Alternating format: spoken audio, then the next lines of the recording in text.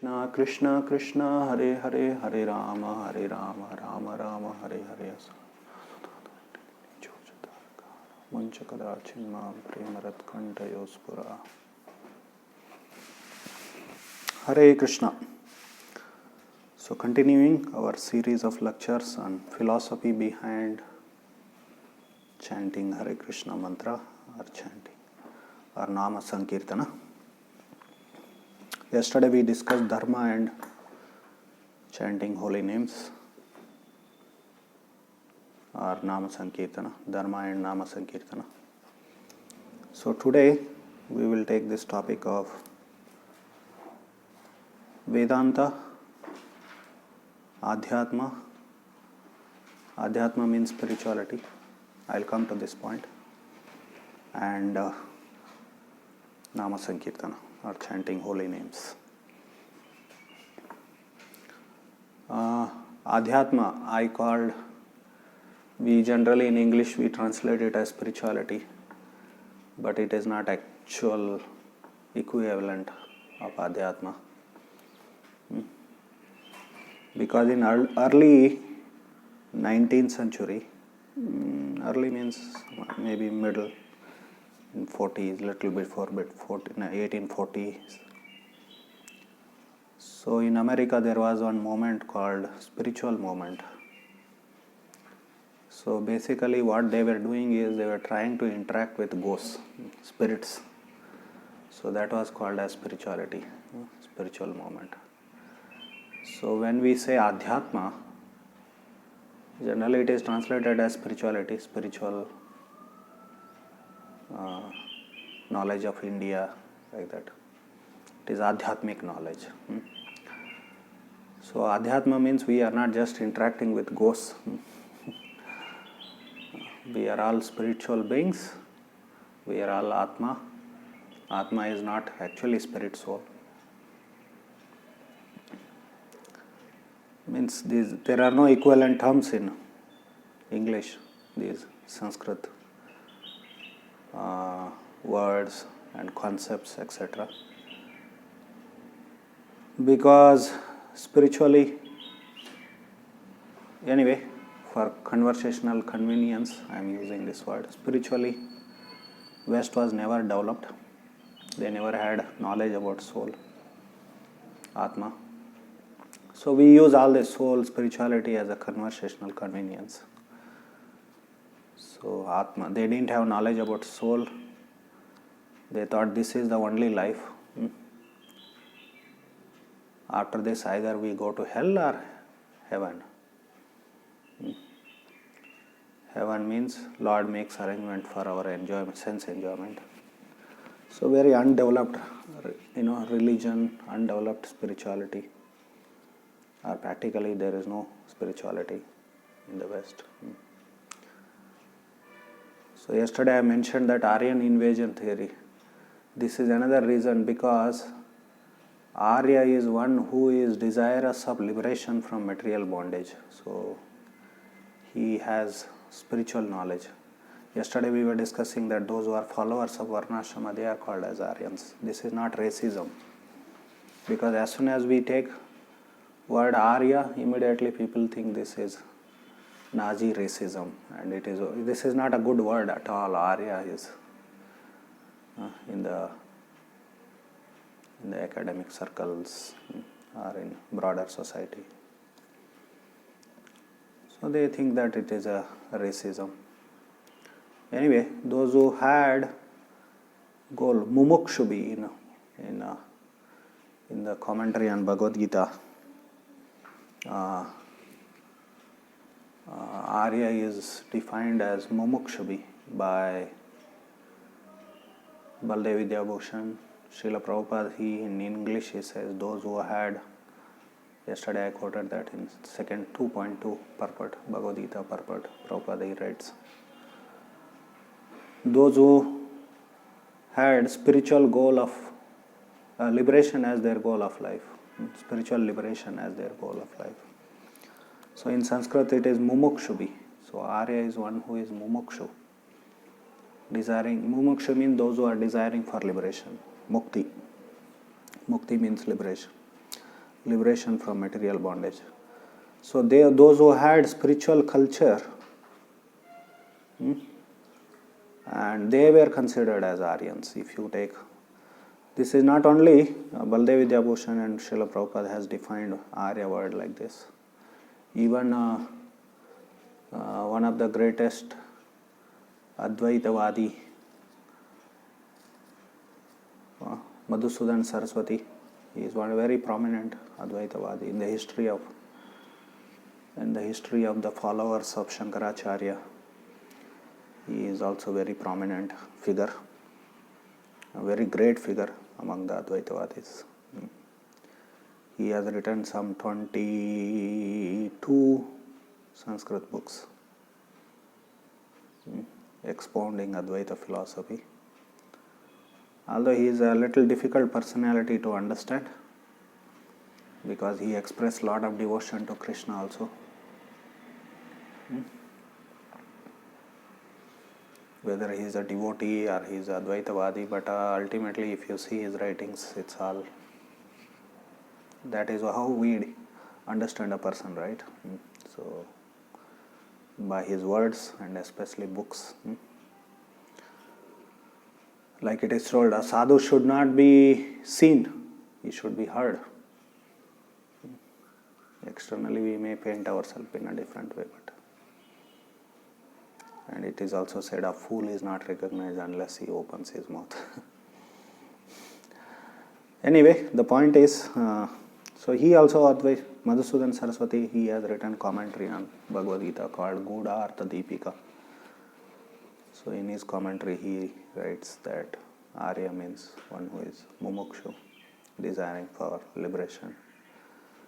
And also in Vedic culture, higher classes, Brahmana, Kshatriya, Vaishyas, they were called as Vaishyas because they were spiritually progressive.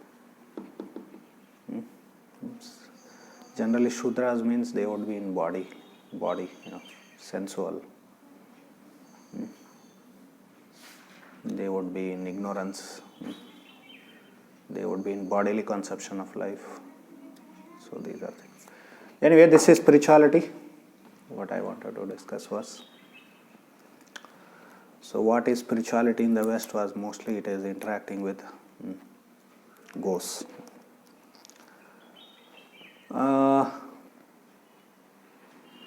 Coming back to Vedanta, Ahdyatma and nama-sankirtana, chanting holy names.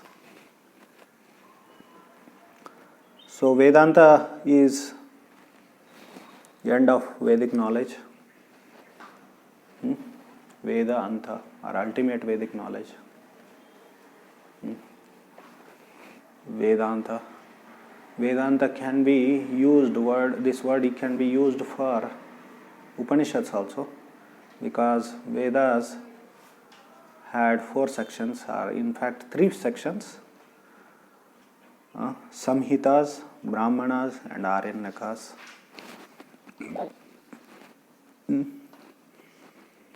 So actual Veda, when we say Veda, it is Samhitas. All Veda mantras are in Samhitas, Veda Samhitas. So each of these 4 Vedas has their own Samhitas, Brahmanas and Aranyakas. Rig Veda Samhita, then Yajur Veda Samhita, Sama Veda Samhita and Atharva Veda Samhita. And similarly, Rig Veda Brahmana, sometimes it is quoted Rig Brahmana. Rig Veda Brahmana, Rig Veda Aranyaka, like that. So actual when we speak of Veda, Veda means Veda Samhita. All the mantras of the Vedas are recorded in Veda Samhita. So Brahmanas are they are guide to this Veda Samhita. Guide means how to utilize these Vedic mantras. The procedures are given in the Brahmanas. So the same Vedic mantras again they are so they are again they come in Brahmanas also. So then Aranyakas, they explain the meaning of those mantras. They are philosophical in nature. So explain the meaning of those mantras. And the last sections of these Aranyakas, Aranyaka word means you can see that by studying them one has to go to Aranya, means one has to renounce the world. That so they will convince us that this material world is temporary, and even all the Vedic rituals are meant for mostly temporary material benefits, but ultimate purpose of the Vedas is not just temporary material purpose, it is to attain liberation from material bondage mainly. Of course, we Vaishnavas understand that it is to attain the lotus feet of Vishnu or Krishna. So in this way, Aranyakas, they philosophically explain us and then bring us to the platform of renunciation or going to forest. Aranya means forest. Then there are Upanishads. They are last portions of Aranyakas. Sometimes there are some Upanishads which are Aranyakas themselves are Upanishads. Like there is Brihadaranyaka Upanishad. It is not the last portion of that Aranyaka. That Aranyaka itself is a Upanishad. That is. And sometimes Brahmanas are also Upanishads. And there is Kaushitaki Brahmana Upanishad. So in this way, sometimes it can happen, but in general they are last portions. Therefore they can be called as Vedanta. And also Vedanta is essence of Upanishads. So Prabhupada, he says Upanishads mark the beginning of transcendental life, something like in 2.40. Today we will read that. No, that is in 2.45. Yeah. That Traigunya Vishaya Veda Nistraigunyo Bhavarjuna Nirdvando Nitya Sattvasto Niryoga Kshema Atma. So they mark the beginning of transcendental life. That means Brahma Jnana, what we call as Ahdyatmika Jnana. That is in spiritual knowledge. That is in Upanishads. But mostly expression is indirect. It's a ABC. Upanishads are actually ABCD of spiritual knowledge. Only beginning knowledge is there. We are not this body. We are Atma, spirit, soul. And everything is expressed in indirect way. But they are philosophical in nature. So they are for those who are beginners in spiritual life. As we go on, so we will see that Bhagavatam is actually brings the highest spiritual knowledge. Of course, in different Vaishnava Sampradayas, like in Ramanuja Sampradaya, so they consider Vishnu Purana as highest. So one Sri Pandit, follower of Ramanuja, he said, why Sri Vishnu Purana is superior to even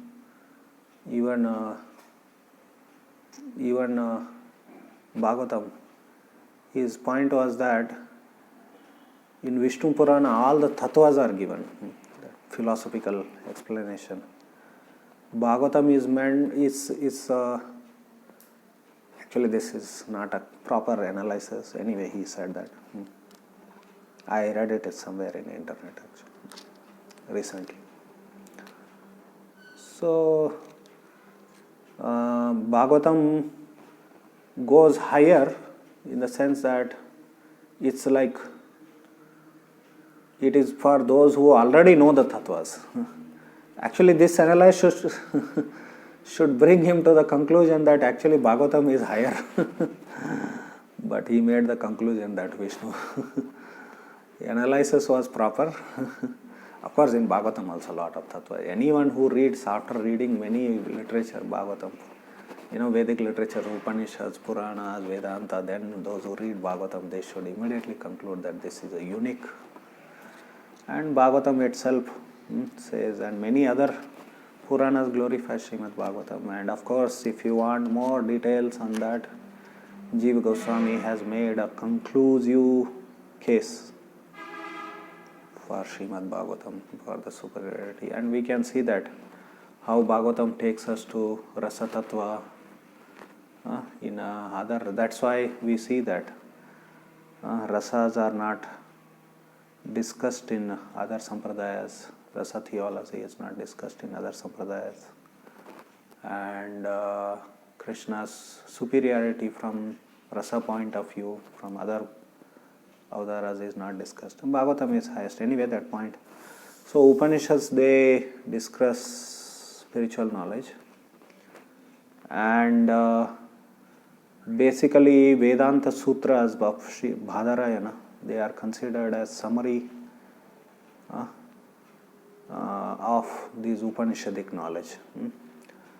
And so Vedanta Sutras, so he presented that vast knowledge of the Upanishads. Actually Upanishads is just a very insignificant portion of Vedas, maybe 1% out of the 99%. Therefore Krishna said, Traigunya Vishaya Vedo Nistraigunyo Bhavarjuna Nirdvando Nitya Sattvasto Niryoga Kshema Atmavan.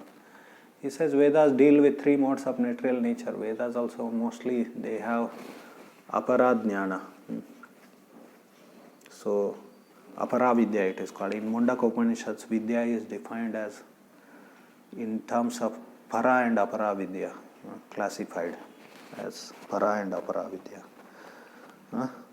There it says that so Ahdyatma Vidya is Paravidya. Ahdyatma, spiritual knowledge is Paravidya, superior, transcendental education. And all others are material education. Like most of the Vedic literature, anyway, this point of Vidya and Paravidya has come. So in Bhagavad Gita also Krishna said, Ahdyatma Vidya Vidyanam. Ahdyatma Vidya, among Vidyas, education, I am Ahdyatma Vidya. Spiritual education, he said. So education is meant for knowledge and education is meant for spiritual purpose. Like in Bhagavad Gita, knowledge is defined as realization of these miseries, real problems of life. Janma mrityu jara vyadhi dukkha doshana darshanam. What is the use of knowledge and education which will not help us to overcome these four miseries of life, real problems of life, which are common to everyone, which no one can avoid in this world, whether one is a rich or poor. So they are real problems of life, and the world is dealing with petty problems. Most of the problems in this world are self-made. They are artificially created in ignorance. Like in India, you see the traditional occupations are destroyed, and now politicians speak about employment. employment. So Baramod Bhavato Vimudan. Foolish people, Vimudas, Mudas. Prahlad Maharaj, he said that government, these rascals, they are the politicians. Anyway, if you say this, we will be targeted. They will not be happy. But they are Vimudas, they are ignorant fools actually. Most of these fellows, even from external point of view, most of them would be uneducated, and they are all policy makers or bureaucrats. Those who study IAS and all, they come to make this planning commission. Now they have Niti Ayog in India. So all Vimudas, they destroyed all traditional occupations, and now they want to give jobs, bring everyone, put them in city, urbanize and destroy everything. Destroy the nature, exploit the nature, resources of the nature. Anyway, the point is that in ignorance we create problems. So real problems are, what's the use of education which does not help us to overcome these real problems of life? Janma mrityu jara vyadhi. It's nonsense. This so-called education is bogus. It's a industrial agenda. So industrial economy needs lot of workforce, so they are creating labor for industrial society, industrial economy, workforce, and they cheat them in different ways. They create this different currency system. Otherwise, this industrial economy will not run. People should buy, purchase more unwanted things are manufactured, irregulated way. So dharma also means this. Yesterday we were discussing regulation. So dharma also would have regulation on all these things. Now everything is unregulated. So human energy is wasted in these things. Like you see, you go to market and you see one shop, one shoe shop is there. Unlimited number pairs of shoe shops are there. But traditionally it was not like that. There would be chamars, these what they are called in English, cobblers. Cobblers would be there. So whoever wants shoes, they would order to them and they will make according to the need. Not that they will go on making lots of pairs of shoes and just. So it's an exploitation of nature actually, and human energy. Why human energy has to be wasted manufacturing so many sets of shoes? In every town there are tens of showrooms or whatever shops are there. Like that, you can take garment showrooms, you can take car showrooms, there is nothing, no regulation on anything actually. Then all these capitalists and industrialists, entrepreneurs, to please them, government has to make policies. Government has to, because they are all sold out animals. This government is big entrepreneurs, they run the world. Industrialists, capitalists. Of course, that doesn't mean we are communists. So any industrial agenda, even communism, actually it's a industrial, which is another whole. If you see Karl Marx writing, it was more in context. It was written more in context with industrialization. So all these theories, economic theories, socio-political theories, so they are all connected with the industrial, because they were all written in industrial era. From 17th century in the West, industrial revolution took place, which is very demonic according to Bhagavad Gita at least. Kriyante ugra karmano kshayayo jagato hitaha. It's demonic, it is. Demons, they are engaged in such. Anyway, we are discussing spirituality, not socio-political theories, economic theories here, but they were all written. John Smith is considered as the father of economy, although in India economics was discussed long back. Even in last 2,300 years history, if you see, Chanakya wrote Arthashastra, but it's all there. Chanakya took from Vedic literature. So in the West they got civilized 200 years back. When was John Smith? He was in 18th century, I think. So his theories are considered because he proposed consumerism. Consumerism. We have to create need to purchase more and more. So all this, whatever economic theories are linked with that. So even communism it's all industrial economy. It's written in context with that. But this whole industrial economy is anartha, unwanted. It is not required at all. So anyway, we create so many artificial problems and in ignorance. So all are in ignorance. All these bureaucrats, think tank, what we call as think tank, and etc. So they are.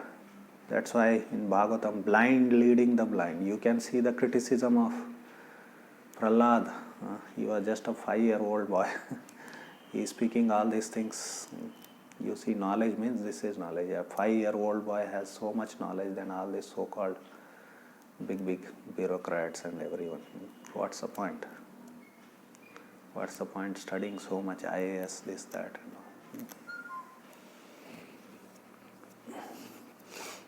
So So he is criticizing Barmod Bhavato Vimudan. He is criticizing blind leading the Anda Yathandair Upagiyamanad. So he says, Tepi Shutamtra Urudhamni Daddha. With all their things, they are just going on increasing the problem. They are bound by the Urudhamni Baddha, the very strong, stringent laws of nature. So what are these? Are the words. Knowledge means like this. Few words, and that too coming from a 5-year-old boy. Prahlada. He is a great Vaishnava. So this is knowledge. So one verse you take, you can see everything. This is all everything nonsense which is going on. You can immediately make distinction between what is knowledge and what is ignorance. They give this all this. Why problems are increasing then? If they are saying, oh, we are making progress. What is your answer to? What is their knowledge about in connection with birth, death, old age and diseases? They are saying we are making vaccines, but they have not stopped any diseases till now. Diseases are increasing. They are saying, oh, cholera was there. Where was AIDS and cancer before then? Where was AIDS and cancer before then? Why there are so many new diseases? Where was coronavirus there before? They have not stopped diseases. What is their success? Oh, we are making progress. Our medical system is developed. This is ignorance. If problems are increasing, diseases are increasing, that means we are in ignorance. That's all. We don't have knowledge. What is the solution? That we will take. At least you get convinced that you are in ignorance.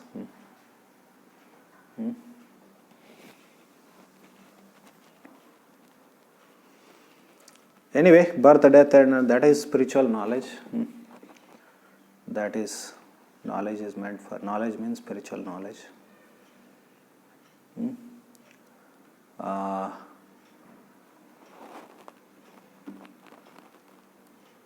So where I was, I went from one place.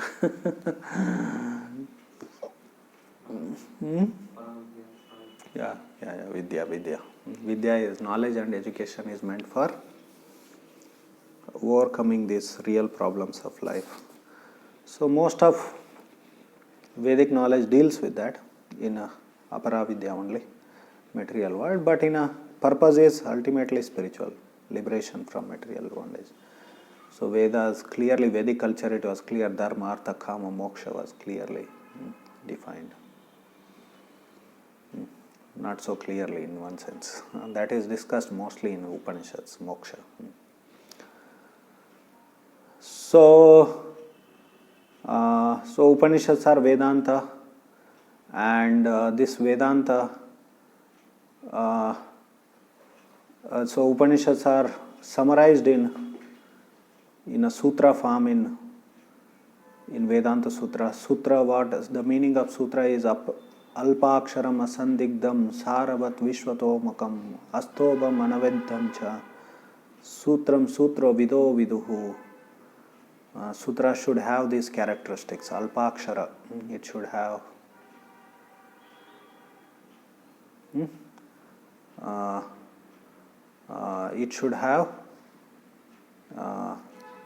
few. It should have as less number of words as possible in a code form, in a gist. So it should be Alpakshara, because this is genius of these great saints actually. They presented their philosophies, theory, whatever in sutra form. Everyone, all these in India, the Shad Darshanas are there.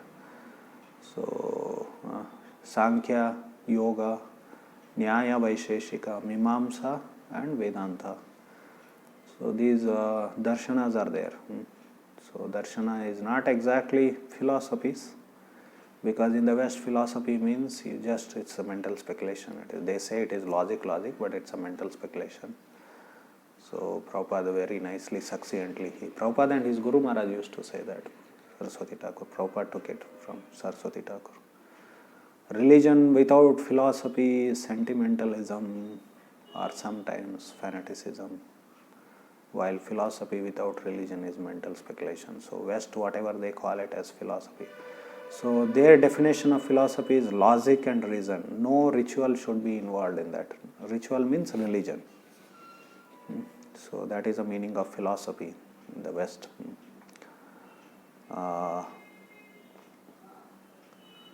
So logic and reason is called as philosophy. But it's mostly mental speculation. They call it as. Anyway, these darshanas, so they are very logical also. They are philosophical in nature. And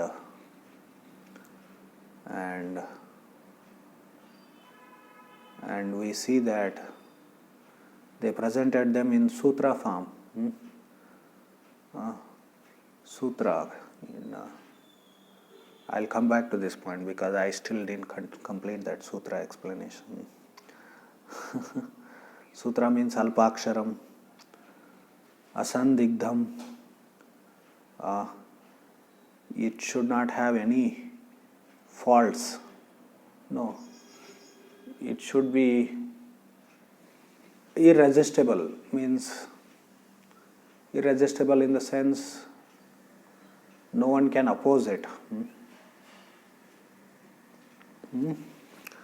Then Saravat, it should be essential knowledge. Vishwato Mukam, it should be universal in application.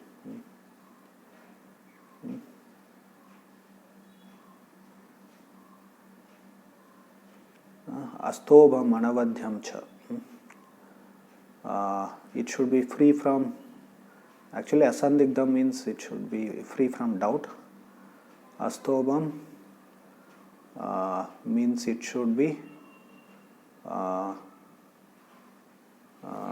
it should not be, it is irresistible.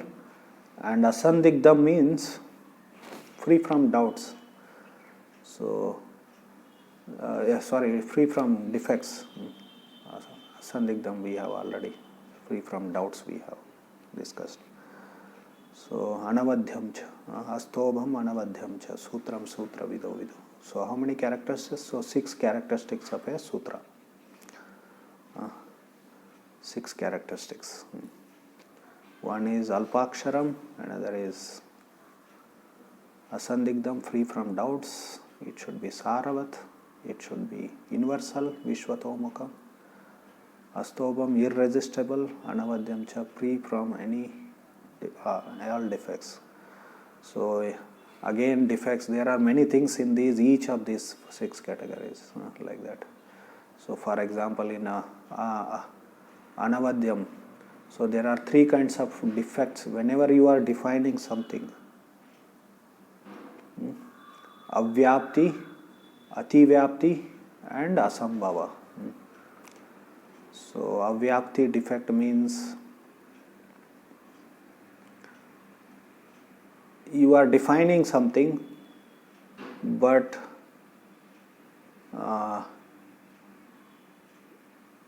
you define, you have some definition which is not supposed to be there. That is called as avyapti. Means avyapti means what is supposed to be there, it is not there, but you have you have defined something else. That is called as avyapti. So defect. Ativyapti means too much. Now, like this mobile is square or rectangular, but you define it as circle. That is called as avyapti defect. Ativyapti means unnecessary, redundance. So that is called as ativyapti. It is not required to be there, but you go on writing or speaking. That is called as ativyapti. And asambhava means there is nothing there which you need to be you need to define actually. So What is mobile you are not defining, but you are defining something else only. Like if you are defining, it is supposed to be cow, but you define instead of cow is a certain characteristics are there, but you are defining hog. That means it is asambhava. It is. So anyway, these are all different kinds of things. So in Sanskrit definitions, so these things are discussed. So these are 6 characteristics. There is another word similar to this, alpaksharam. It begins with swalpaksharam. So it is quoted by Gopala Prabhu, who was a disciple of Jiva Goswami, in his commentary on Harinamamrita Vyakarana Sutras. One of the sutra is Sutrani Shadvidani. There are 6 kinds of sutras. Again, different kinds of sutra. Anyway, this is Vedanta Sutra. So all these rishis, they presented their philosophy, their theories in the sutra form.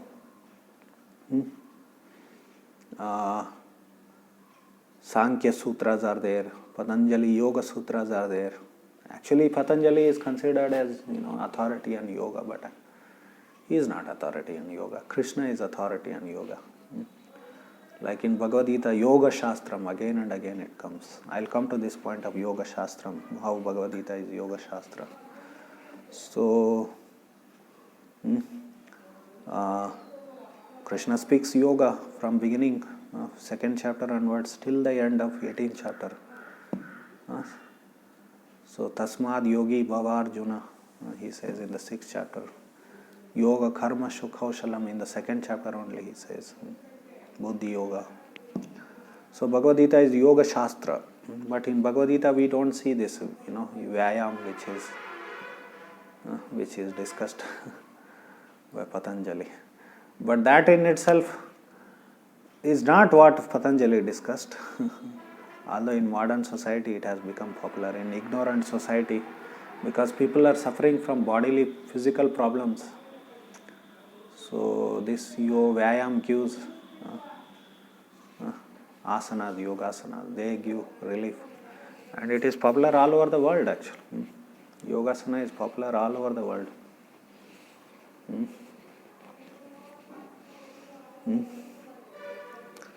So you can see that it is universal, it is. Vishwato Mukham Visaj. You take any of these darshanas, they are universal. Everyone discusses. So therefore, when we want to refute Western science, traditionally these Vedic darshanas were taught to kids as a Purva-paksha. Purva-paksha means how to defeat them. So Siddhanta means it is Uttara-paksha, it is.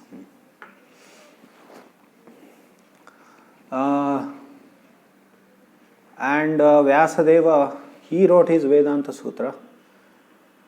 He summarized Upanishads, and also simultaneously he refuted these other darshanas, 5 darshanas.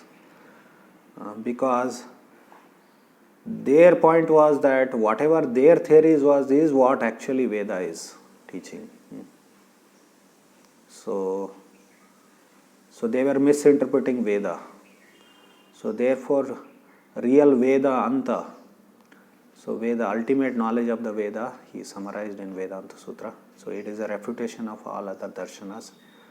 And not only these 5, these are called as Astika darshanas because atheist and theist, Astika definition was, like in the West, theist means one who is believer. Believer means one who has follower of religion, Christianity. So they are called as believers. That is the word used. So believers, they have faith. Religion is faith, belief. So followers of Krishna. So they are believers are called as theists, and non-believers are called as atheists. But in Vedic parlance, believer and the theist and atheist is different. Those who accept Vedic authority are called as theist. Vedna maniya Bauddha hoila Nastik. Chaitanya Charitamrita defines. Nastik is one, atheist is one who doesn't accept Vedic authority. Of course, it goes on higher. Sometime our acharyas, Gaudiya acharyas, they even define these people as atheist actually. Kapila, atheistic Kapila, you see again and again in Prabhupada books.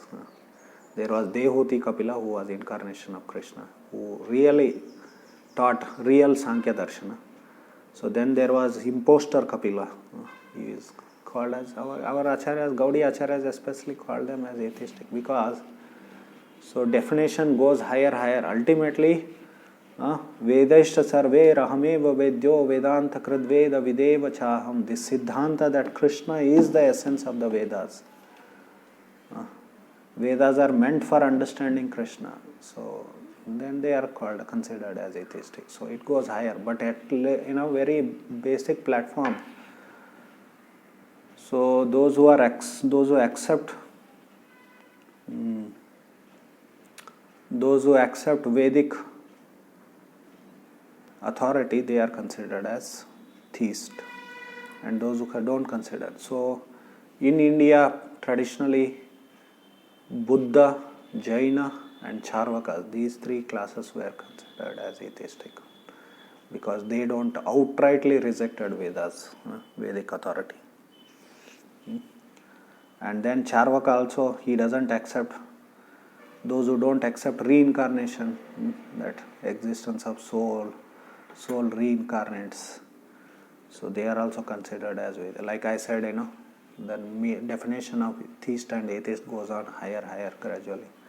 So Charvakas were considered as atheistic because he didn't accept reincarnation.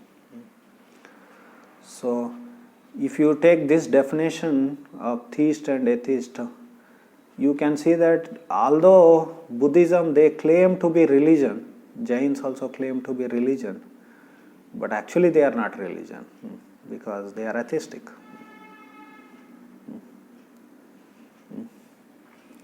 So in this way,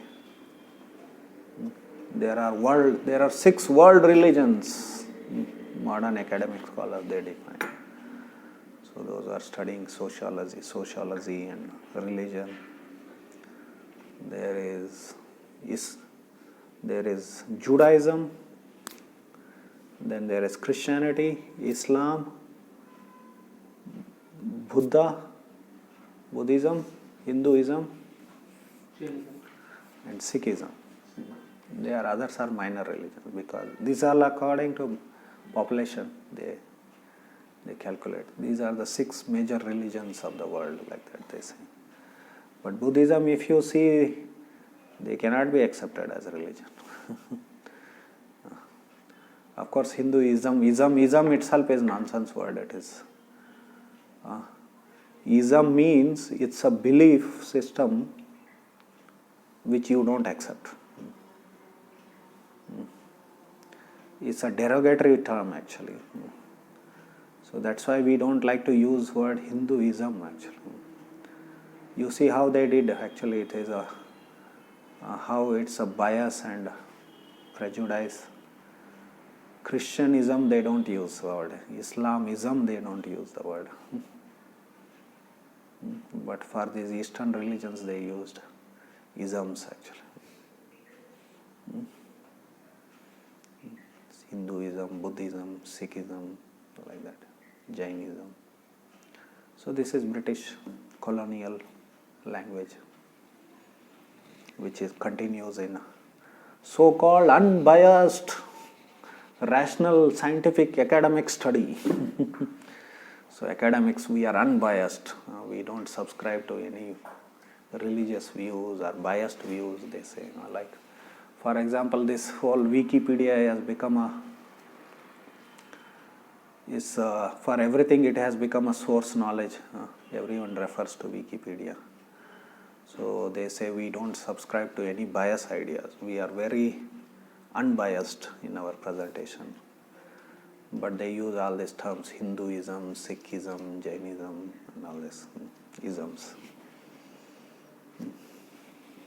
So Anyway, academia is also ism. Academia ism it is. So Prabhupada sometime he said there are so many isms in the world, all are nonsense, he said. Then he says use that word in a positive sense. We are Krishnaism, he said. You need to use it in that sense of in its real sense of the term. In Vedic parlance, that is Rudi Artha, it is called as usage. There are two meanings. One is Yoga Artha. Yoga means etymological. Yoga Artha means etymological meaning.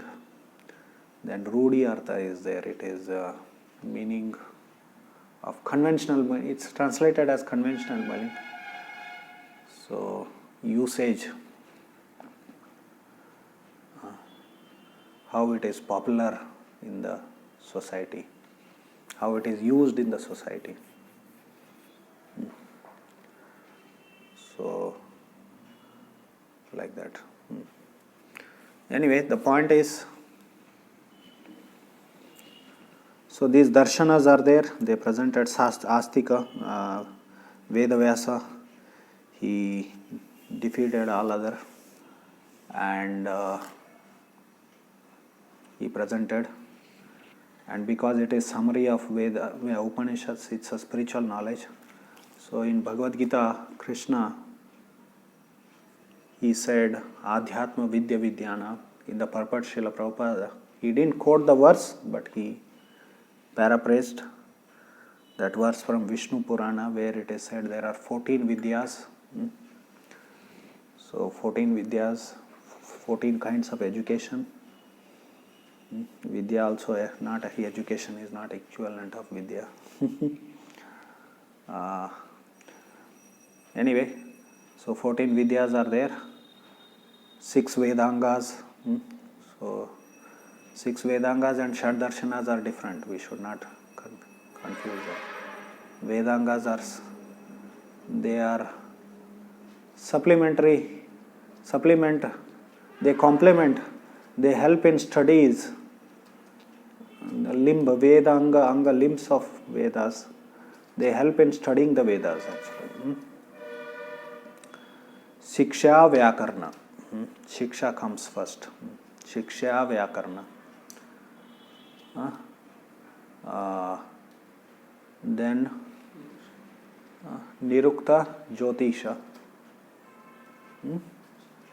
Kalpa and Chanda Nirukta and Kalpa Jyotisha. This way. So first one is what? Vyakarna, Shiksha, it's a science of pronunciation, because pronunciation matters a lot in Vedas. If you pronounce little bit different, then the meaning will become like in English also. Sit, if you pronounce it as shit, then what will happen? It's completely different.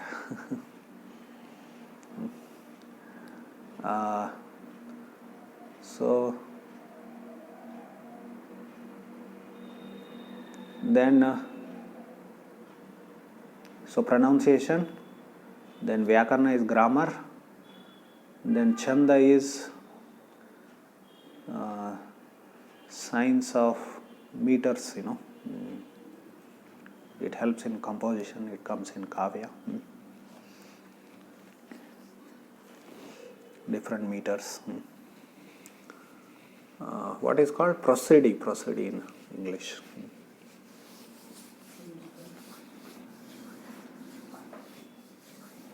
Prosody is simple, you should know. Prosidy. Then Nirukta is dictionary, lexicography. Then sixth one is Kalpa. Kalpa means it is procedures actually, that Vedic procedures, somewhat like Brahmanas in the Vedas. And then there is Jyotisha, which is astronomical, astrological science.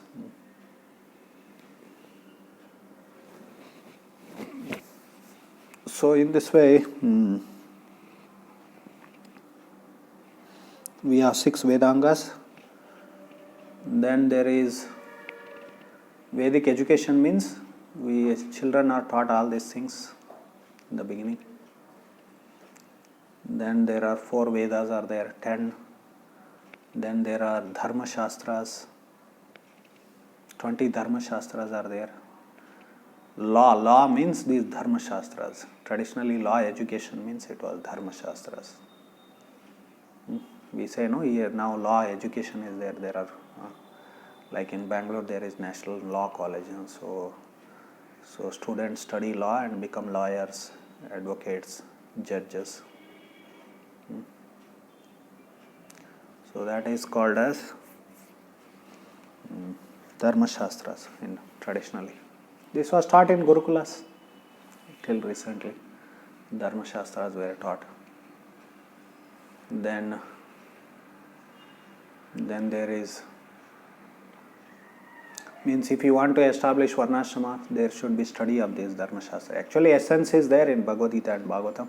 Bhagavad Gita is also book of Dharma actually. So Dharma Shastra, essence is there. Mahabharata is considered as highest.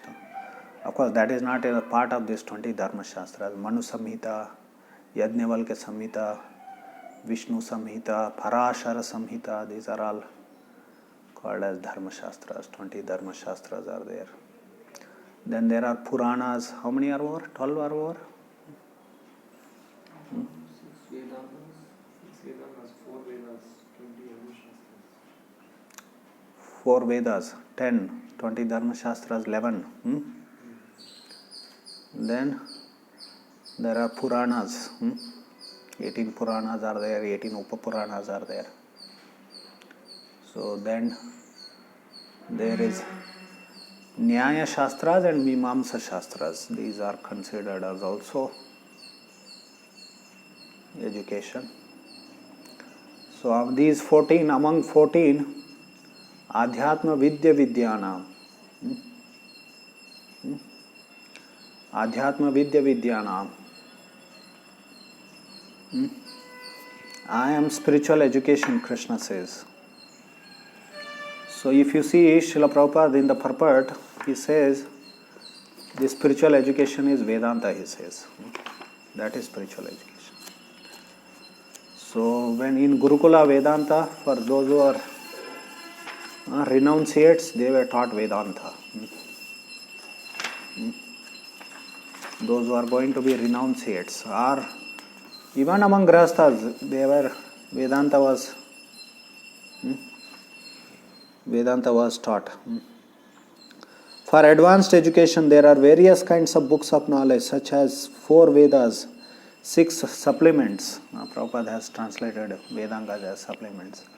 The Vedanta Sutra, books of logic, books of religiosity, and the Puranas. So basically, Prabhupada has put Vedanta Sutra and Nyaya Shastras are there, logic. Why Nyaya Shastras? Because they are considered as, because you want to understand, everything has to be logically, it should be understood. These Nyaya Shastras help to understand logically, and they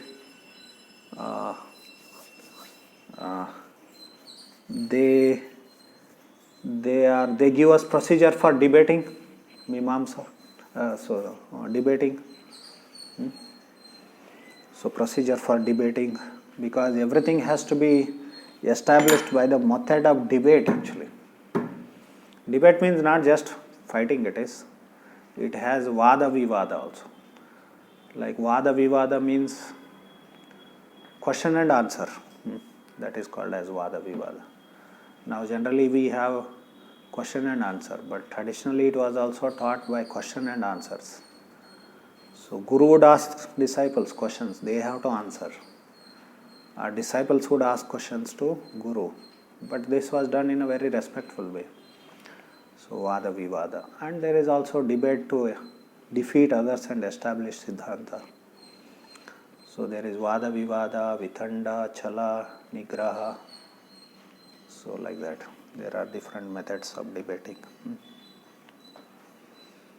So debate word means, yeah, in English it is like just, you want to defeat other person. That is. So that comes in Chala, Vitanda, etc. They are not a proper methods of debating. So they are also described in Nyaya Shastras. Why? Because we should also, while debating, we should know that such people are not worthy of debate. So traditionally it was to, so Vitanda Chala Nigraha is, they are identified and they are discarded. Such people, why they are such wrong methods of debate are also analyzed. Why? Because we should identify them and such should be rejected actually. So the main purpose of Nyaya debate was to understand the truth actually. So therefore that distinction of Vitanda Chala Nyaya, 3 wrong ways of debate are also discussed. So Vada Vivada is one good way of debating. Anyway, Nyaya Shastras are discussed. Here Prabhupada has Mimamsa, he has not used here. Instead of that he has put Vedanta Sutra here. Why? Because there is Purva Mimamsa and Uttara Mimamsa. Why that is also, Mimamsa is considered as education. Why? Because Mimamsakas, especially Purva Mimamsakas, they have developed a system to properly interpret the Vedic statements actually. So Jaimini and his followers. So therefore that is also taught in Vedic education. Mimamsa also. So among the darshanas, these 2 are considered, to some extent they are acceptable. These 2. Of course, the other element, because they are all based on Vedas, so we have something in every darshana. Some element is there which can be utilized, used or taken. So Mimamsa. So there is Purva Mimamsa and Vedanta is called as Uttara Mimamsa. Sometimes Vedanta is also called as Nyaya Prasthana. No? In Prasthanataya it comes in Nyaya Prasthana actually, because that is also. So in Vedanta, in Nyaya, topics are discussed in terms of, Jiva Goswami explained that in Tattva Sandarbha. So Prabhupada in Chaitanya Charitamrita he explains that in Vedanta every topic is discussed in terms of these 5 steps. Pratigya Hetu,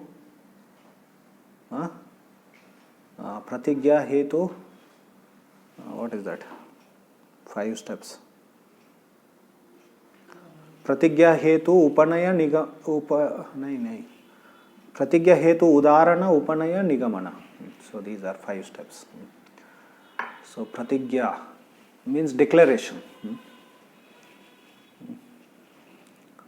So declaration. You make one thesis statement, that is called as Pratigya. Okay, Krishna is eternal. That is, Krishna is Sanatana, is a thesis statement. So now you have to give reasons for that. Why he is eternal. He never na jayate na mriyate. He is aja, he is unborn. Like that you will give reasons. Then what happens? You give udarana.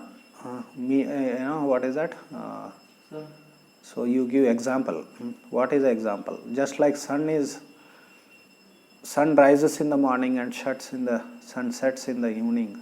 That doesn't mean sun is born and dies. Sun is always there. So you give some. So similarly, Krishna is also like sun. So in this way you bring back your thesis to the original thesis statement, that Krishna is eternal. That is called as Upanaya. And Nigamana, then you give evidence from the Vedic scriptures for that. That is called as. So, in Vedanta, each of these topics are discussed in terms of these 5 logical steps. So, therefore, they are called as, it's a Nyaya Prasthana, it's logical. In Bhagavad Gita, Krishna said, no? Where he says that? He speaks about these 3 prasthanas in Bhagavad Gita. Shruti Prasthana, Smriti Prasthana and Nyaya Prasthana. 15th chapter where? That is in 15th chapter. It is 10th chapter. Wow. Brahmacharis, they don't know Bhagavad Gita also. Of course, sometime I can also make mistake. But there should be regular recitation. 13.5 Rishibir Bahuda Gitam Chando Bir Vividai Pratak Brahma Sutra Padaschaiva Hetu Mabdir Vinishchitai. Hetu Mabdir Vinishchitai. Hetu. What is the first step in 5 logical steps of analyzing any topic? First one is Hetu, right? Pratigya. So, Hetu means also reason here. So, second is Hetu, right? Pratigya, Hetu. So, here also that Hetu Mabdir Vinashchitai, like that it is, comes. So, Rishibir Bahuda Gitam Chandobir Vividai Pratak. Brahma Sutra Padaschaiva. So, how Prasthana Traya is discussed here. Rishibir Bahuda Gitam Chandobir Vividai Pratak. Chanda word applies to Shrutis. Vedas are also, another name of Vedas is Chanda. Chanda is, this is different from that prosody, that science of meters, So that is different. This is different. Vedas were called as Chanda and Amnaya. So there are different names for the Vedas. Shrutis, they were also called as Shrutis. Then their Chanda word represents Shruti Prasthana and Rishibir Bahuda Gitam. So Rishis have elaborately discussed. They are called as Smritis. Generally, Smritis were written by Rishis. Different Rishis wrote Smriti Shastras. Like Vyasadeva wrote Puranas, then other Manu, Parashara, Yajnavalkya, they gave their Smriti Shastras. So like that, Smritis. Then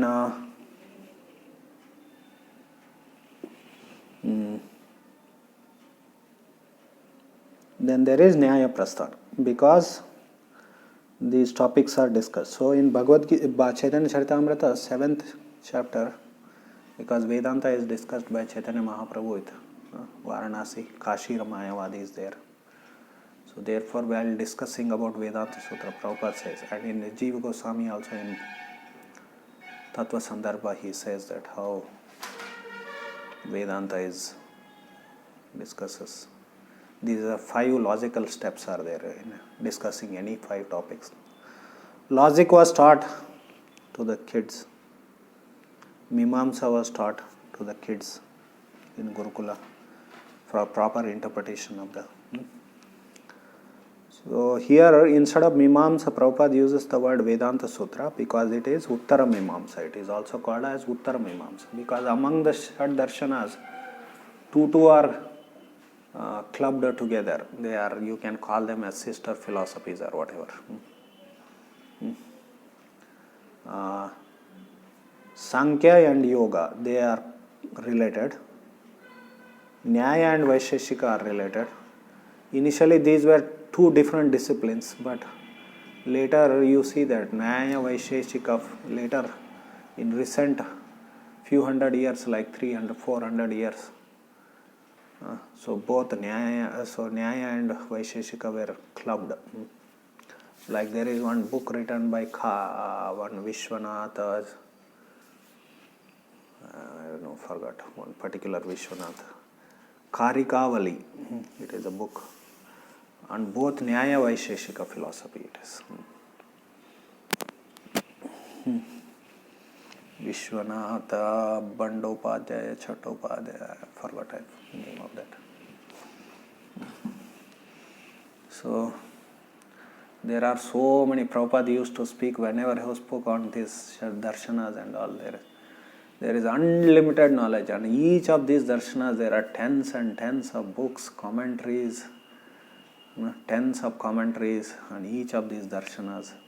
Original Sutrakaras are there, then Vrattikaras there is, then is Bhashyakaras. So somebody composes the sutras and those are briefly explained with some notes, especially gloss, vrattis. So they are called as vrattis. Like with Patanjali, grammars are also written in sutra form. Grammar. Patanjali wrote sutras. Then Katayana or Vararuchi came and wrote vrattis for those sutras. Then later Patanjali came and wrote so okay. Patanjali came and Panini wrote sutras. Then Vararuchi came and explained them little bit. They gave vrattis, and Bhashya was written by Patanjali. Later again many Bhashyakaras came. Jayaditya Vamana's Bhashya and Patanjali's grammar is very famous. It is called Kashika Vratti. And then Pravdamanor, what is that? One Hema, somebody, one Jain, Buddha or Jain Muni also wrote on Patanjali's grammar. So many commentaries are there. Similarly, on Vyakarna, Harinama Amrita Vyakarna, Jiva Goswami himself composed sutras and vrattis. Then his follower wrote, Gopala Dasa wrote commentary on that. Very good commentary. Very nice it is. One more later, Hare Krishna Acharya wrote Bala Toshani. This Gopala Prabhu's, Gopala Dasa's commentary, Bhashya is called as Amrita Varshani. Then there is Bala Toshani, which is not complete, but he has written something. Hare Krishna Acharya in Gaudiya Sampradaya. His name is not known much.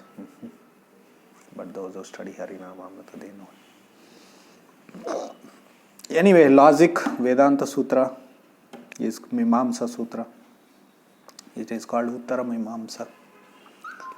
But among all these, Ahdyatma Vidya is Vedanta, he says.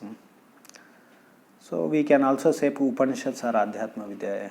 In the second chapter he wrote, Upanishads mark the beginning of transcendental knowledge.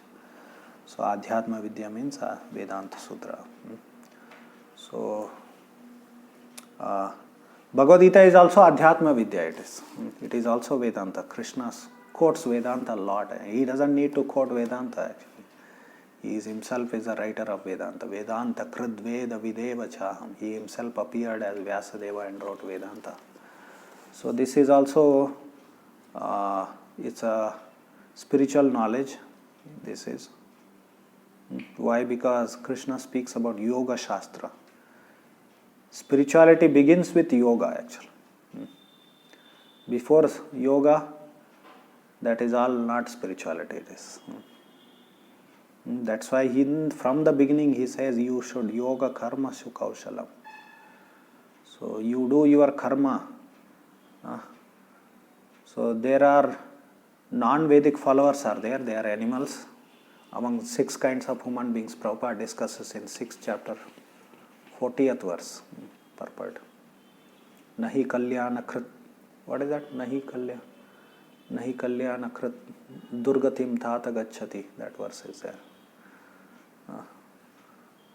That kalyana word, it is auspicious, spiritual. So there are non-Vedic followers. They are like animals. Then among the Vedic followers there are 5. So first one are karmis, sakama karmis. These Mimamsakas are come under that category. Purva Mimamsakas, they come, Jaimini and his followers. They follow Vedas with a desire to enjoy sense gratification. Then the next 4 categories. Nishkama karma yogis, Jnana yogis, then Ashtanga yogis, then there are bhaktas. They are all transcendentalists. They are spiritual. They are yoga.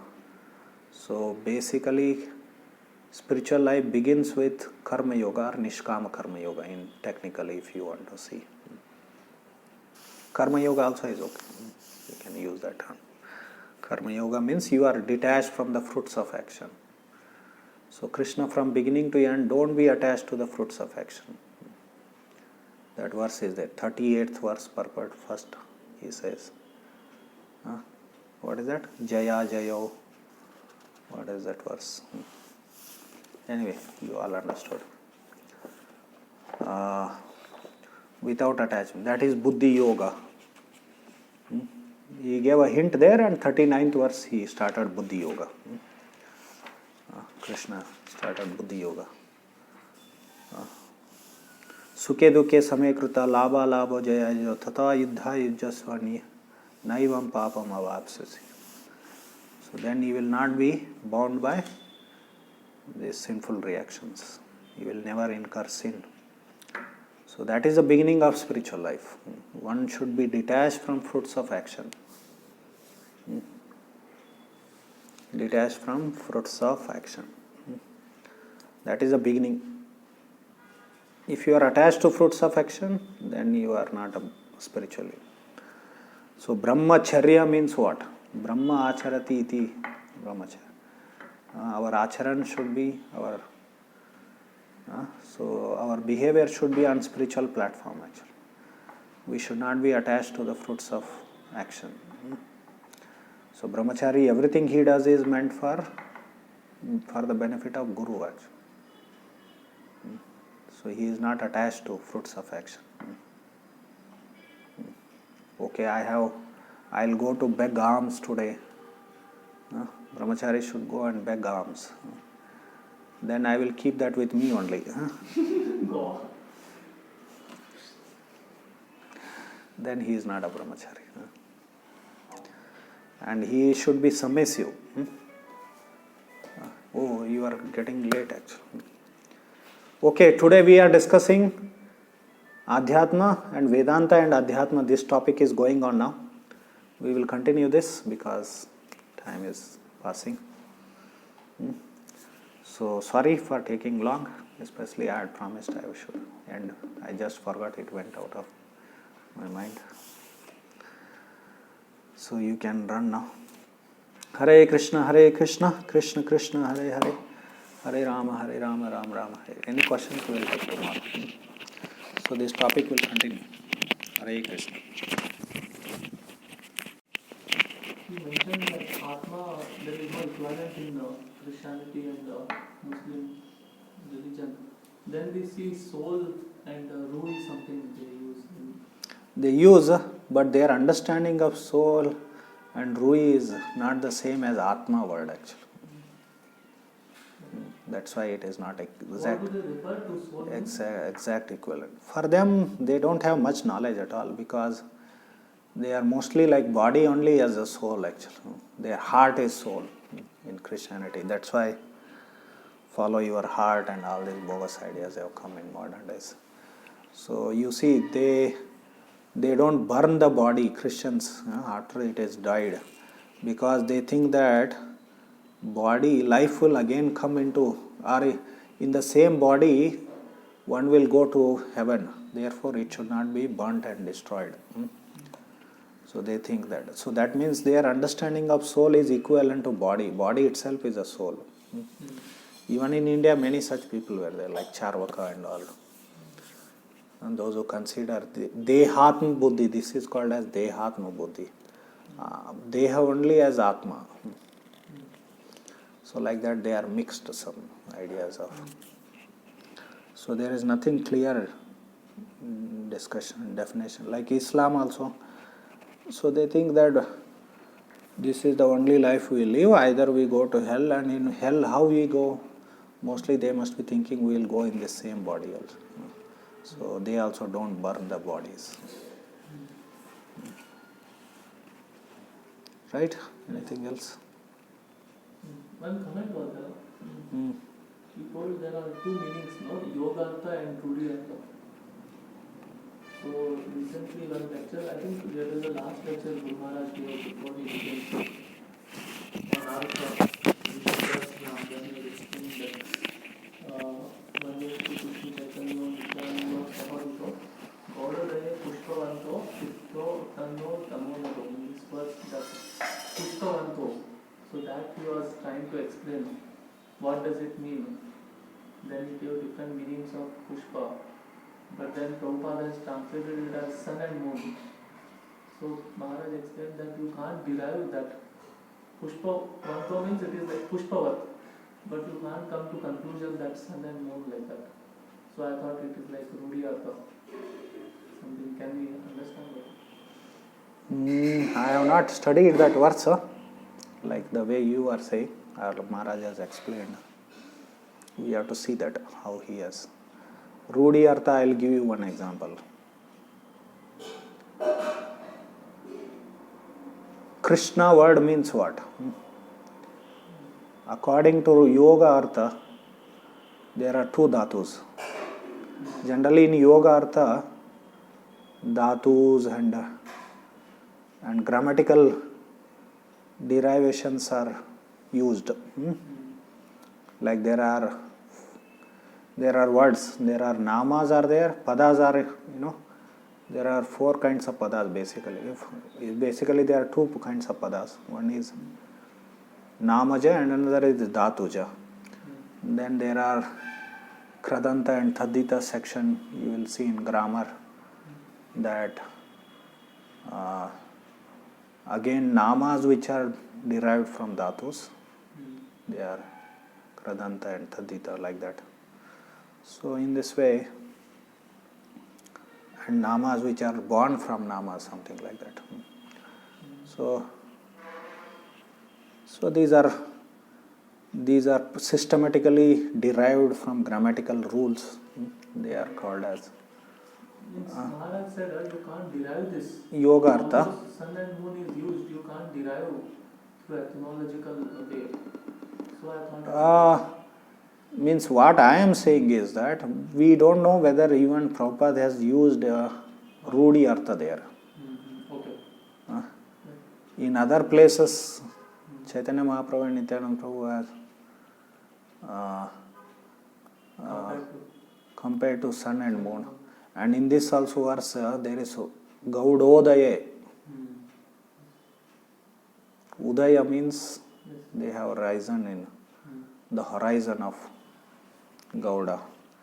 So who rises? Sun and moon, right? So in their Gaudodaya word is connected with Gauda. That's what my understanding. So anyway, for Rudhyartha and Yoga Artha, I was giving you an example. Krishna example. Krushir bhuvachaka shabdo nasto nivrati vachaka. Krushir and bhu. So Krushir and Na together, these two dhatus together, or this name has come, Krishna word has come. That is Yogartha. That means Krushir bhuvachaka means existence, one whose existence itself is filled with pleasure. That is called as Krishna. Then our Krushir also means akarshana, one who attracts everyone, whose very existence attracts everyone. Then that is Yogartha. Then there is Rudhyartha. Who is Krishna, son of Yashoda? Everyone knows that. That is Rudhyartha.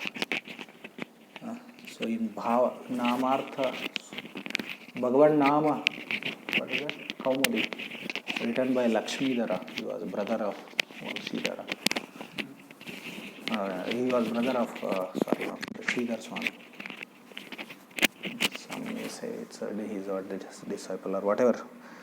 He has written Bhagavan Nama Khaudi. A person, he says Bhagavan Nama Kaumudi, it's a description of Krishna's names actually, Bhagavan Nama Kaumudi, glories of the holy name. So he defines Krishna as who is a son of a person who is known as son of Yashoda and who sucks the breast milk of Yashoda. He is Krishna, like that. He defines. That is Rudi Artha it is. So, Rudi Artha is given more importance than often. More importance than it supersedes Yogartha. Okay, Hare Krishna. Anything else? Hare Krishna, Krishna Krishna, Hare Hare, Hare Rama, Rama Rama. Srila Prabhupada ki jai.